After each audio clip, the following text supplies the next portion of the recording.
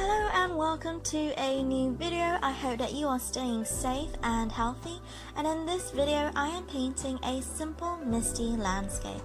Before starting the tutorial, I'm going to quickly go over the materials. I am using my Winsor & Newton watercolor brushes, my Montmartre watercolor set, masking tape, my medium-sized Chinese brush, and my 300 GSM mixed media sketchbook. So without further ado, once I put masking tape around the edges of my page and make it less sticky to try and prevent it from tearing my page, I wet my page with clean water using my Chinese brush. And then using a turquoise, picking up a little bit of paint on my brush, I painted these soft vertical lines along the length of my page, a third from the top. These are going to be the misty trees in the background and the lightest layer. Since I wanted this to be very easy and simple, I stuck with this simple composition. You don't have to, you can paint your vertical lines going along a jagged diagonal line so it appears as your forest tree line is on a mountain edge. No matter what composition you choose, the basic painting process will remain the same, by starting the misty landscape with a wet on wet technique with a little bit of paint. So along the very soft tree line that is a third from the top and the bottom of my page, I added a light green, again creating the jagged vertical lines to hint the vertical shape of the trees. Mixing your colors beforehand will be best for wet on wet so that your page doesn't dry so quickly before painting, and doing swatches of your colors to see if they go together. I stuck with turquoise and a dark blue and two shades of green, a lighter olivey green and then a more sap green.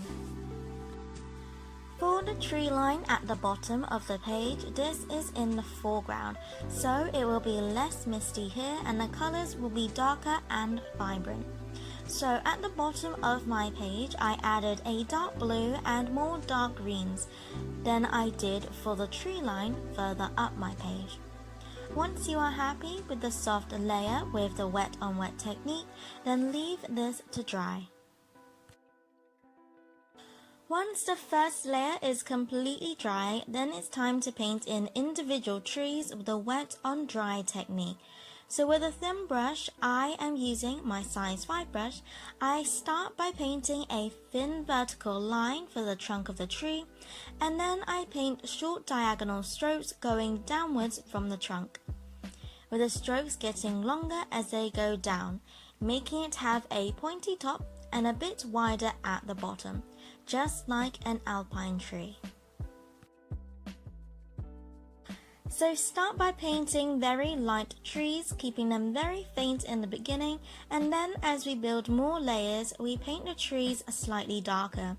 And this will give a soft misty look with the lighter trees receding in the background and the darker trees closer to us in the foreground. For the bottom of the tree to have that soft faded edge, clean your brush and gently brush the color at the end along the bottom line of the trees. Or you can soften the bottom of the tree by diluting the color with your clean wet brush and fade the color underneath the tree so it looks like a soft reflection. I did a bit of both. For the top tree line, I used my turquoise and a lighter green and kept the trees much lighter as it is fading into the background, whilst for the tree line at the bottom of the page, I used all 4 colors, but mostly the dark blue and green. When painting the trees, you can, if you wanted, to add 2 colors to one tree. I did this more in the foreground with dark blue and green trees. So while the tree is still wet, you can add another color to the tree and letting it blend together.